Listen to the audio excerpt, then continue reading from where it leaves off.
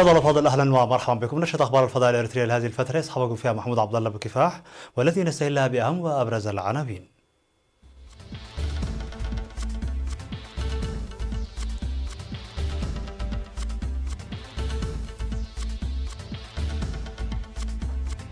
بدء امتحانات الشهاده الوطنيه اليوم.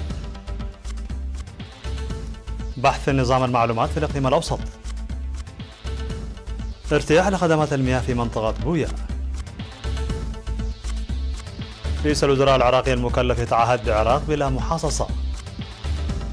استمرار المفاوضات مع بعد بريكست. قتلى ومصابين من أفراد الجيش والشرطة في هجمات متفرقة بأفغانستان. مرحبا بكم. من العناوين إلى التفاصيل. بدأت اليوم 18 من مارس امتحانات الشهادة الوطنية للمرحلة ثانوية للعام الدراسي 2019-2020 في كافة أنحاء البلاد. وأوضحت مديرة قسم المعايير والتقييم في المعهد الوطني للتعليم العالي والبحوث الدكتور بسرات قبرو لوكالة إيرينا أن الامتحانات التي يجلس فيها 14960 طالبا بينهم 7149 طالبة، وستجرى حتى 23 من مارس في 13 مادة تعليمية ب8 نقاط. وذكرت بأن الامتحانات لم تجرى في المدرستين العالميتين للجالية الإريترية في مدينتي الرياض وجدة بالمملكة العربية السعودية هذا العام بسبب مخاطر وباء كورونا. وطالبت الطلاب بالأداء الحذر لكون هذا الامتحان نقطة تحول هامة من مرحلة إلى مرحلة أعلى، والحضور مسبقا إلى موقع الامتحان ومتابعة التعليمات الصادرة. دعا المدير العام لقسم الإحصاء والمعلومات الجغرافية في الإقليم الأوسط السيد تدرس تخلو إدارات المديريات لجمع وتنقيح المعلومات وضمان شفافيتها لدورها في فعالية تنفيذ البرامج والقرارات الصادرة.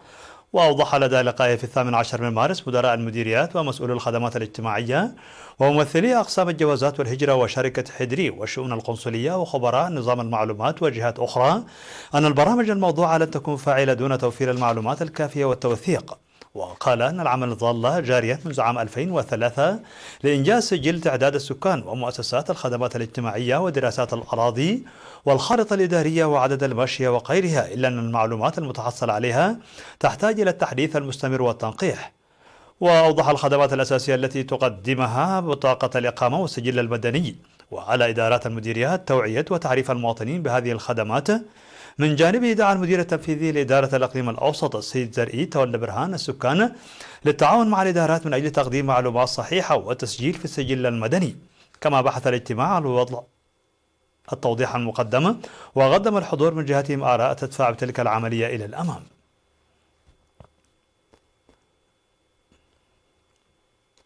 أشار مسؤول عيادة حرقيقو إلى ارتفاع نسبة الولادة في المؤسسات الصحية وانعدام حالات الوفيات أثناء الولادة في حرقيقو. وأوضح مساعد التمريض السيد الرفيني إيساق أن أنشطة التطعيم وتقديم فيتامين A ونظافة البيئة تجرى على نطاق واسع لضمان صحة الأمهات والأطفال، داعيا لحل مشكلة الكهرباء وسيارات الإسعاف. وأشار السكان إلى مساهمة العيادة في رعاية الأمومة والطفولة وتقديم خدمات التطعيم. هذا وتقدم عيادة حرقيقو الخدمات الصحية لسكان ضواحي قدم لحازين وعقم بوسا وحرقيقو وجزء من مديرية قندا.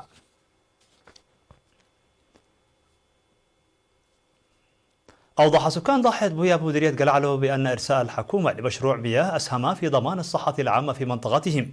وذكر السكان أنهم يحصلون على المياه الصالحة للشرب من نقطة التوزيع المقامة وسط قريتهم، مما أزال ذلك مختلف أمراض المياه. وأشار السكان إلى مصدر المياه الموجود وسط الوادي وحوجته للحماية من السيول.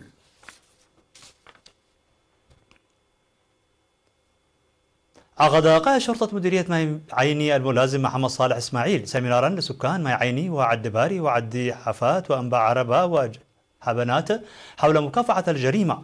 وأوضح الملازم محمد صالح مهام الشرطة ودور المجتمع في مكافحة الجريمة والقضايا الجنائية والمدنية ومكافحة الحوادث من صنع الإنسان، وحث السكان لاتخاذ خطوات عاجلة ضد مرتكبي الجرائم والمخالفات، وأن تكون الإجراءات المتخذة على عدم احترام استدعاء الشرطة صارمة، مؤكدين تعزيز التعاون مع الشرطة.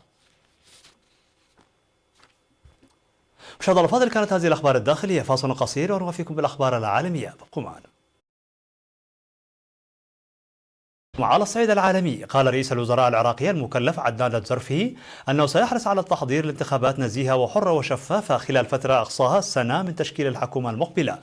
وتعهد الجرفي في كلمة أولى له بعد تكليفه بتشكيل الحكومة بعيدا عن المحاصصة الطائفية والحزبية، معتبرا أن التكليف يضع على عاتقه مسؤولية تاريخية كبيرة.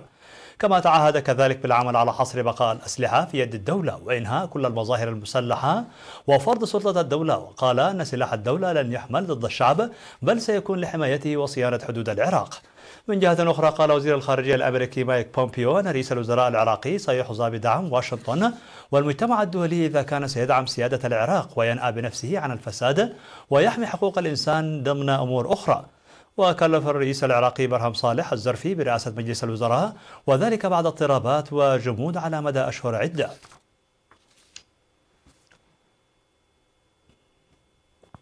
أكد المتحدث باسم المفوضية الأوروبية إيريك مامير أن بروكسل ستبذل كل جهد ممكنة لتأمين الوسائل اللازمة لاستمرار المفاوضات مع لندن بشأن العلاقة المستقبلية ما بعد خروج بريطانيا من الاتحاد الأوروبي. وتأتي تصريحات مامير في وقت تتزايد فيه المخاوف من تأثير انتشار وباء فيروس كورونا كوفيد-19 على مسيرة المفاوضات الجارية حاليا بين الاتحاد الأوروبي وبريطانيا لترتيب علاقات الجوار المستقبلية. وكانت بريطانيا قد خرجت من الاتحاد الأوروبي في 31 من يناير الماضي، ودخلت في مرحلة انتقالية لمدة عام يجري خلالها التفاوض مع بروكسل لترتيب شكل العلاقة بين الطرفين الجارين. سقط ما لا يقل عن 8 أشخاص بين قتلى ومصابين في صفوف الشرطة وأفراد الجيش الأفغاني في هجمات متفرقة في 3 أقاليم مختلفة. ونقلت وكالة أنباء خاما بريس الأفغانية عن مسؤولين أمنيين في إقليم بولخ الشمالي قولهم أن مدنيا وجنديا بالجيش قتلا في هجوم شنه مسلحون من طالبان في منطقة شاهار بولاك. من ناحية أخرى، قال المسؤولون في قيادة شرطة هلمند جنوب البلاد أن مسلحين مجهولين قتلوا شرطيا وأصابوا آخر في هجوم بمنطقة بولان.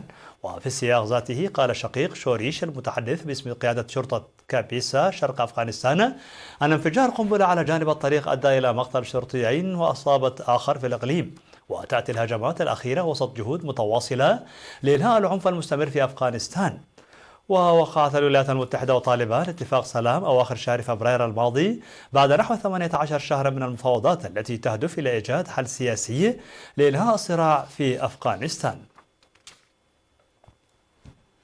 أعلنت مجموعة سانوفي الدوائية الفرنسية أنها مستعدة لأن تقدم للسلطات الفرنسية ملايين الجرعات من بلانكنيل، الدواء المضاد للملاريا الذي تنتجه، والذي برهن عن نتائج واعدة في معالجة مرضى بفيروس كورونا المستجد، مشيرة إلى أن هذه الكمية كافية لمعالجة 300 ألف مريض محتمل.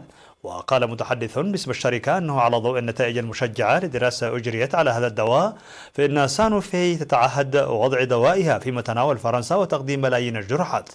وبحسب الدراسة التي أجراها البروفيسور راؤول على 24 مريضا بفيروس كورونا المستجد، فقد اختفى الفيروس من أجسام 3 أرباع هؤلاء بعد 6 أيام على بدء تناولهم العقار.